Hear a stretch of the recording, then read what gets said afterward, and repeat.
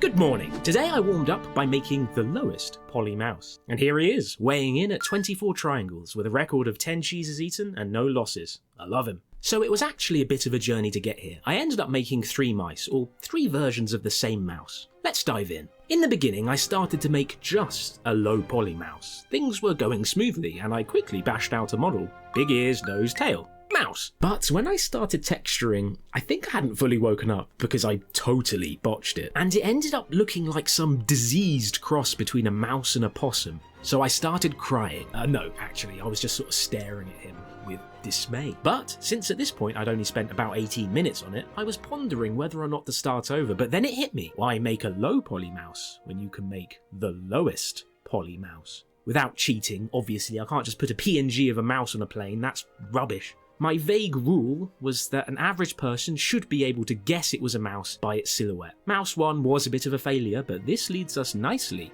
to mouse 2. We can go lower. First, the nose went, then the tail got simplified. What about their legs? They don't need those. Shout out to Grishnak, who is of course our favourite orc captain of Mordor, and the rest was just me picking away at the shape, trying to reduce its polygons without changing its volume too much. It's quite fun actually, a bit like a puzzle game. It requires just the right amount of brain power for 8 o'clock in the morning. On to texturing, and I learned my mistake from before and kept things simple. I have this theory of detail I've been concocting in my head that I refer to as relational detail. I haven't actually given it enough thought to explain it fully without sounding like a crazy person, but let's take an example of the ears. They just don't work, like, at all. There's too much information on their surface for how blocky they are. I probably should have either paid respect to the shape and drawn more angular ear folds? Are they folds or flaps? Or just made it simpler, like I did with mouse 2, who I like, but as I looked upon him, I couldn't help but think that we could go lower, which sets us smoothly drifting towards the shores of mouse 3, the PURESTRAIN mouse.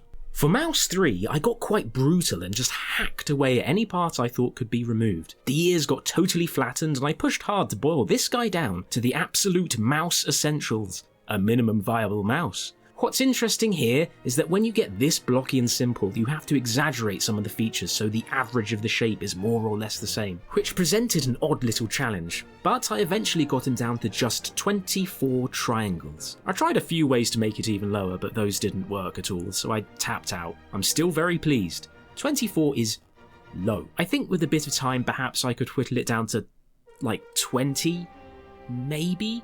But I'm pretty happy saying that this is close enough to the theoretical mouse triangle limit to call this the lowest poly mouse.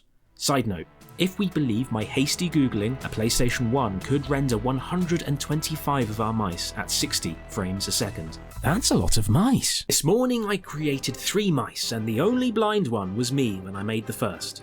It's going to be a great day.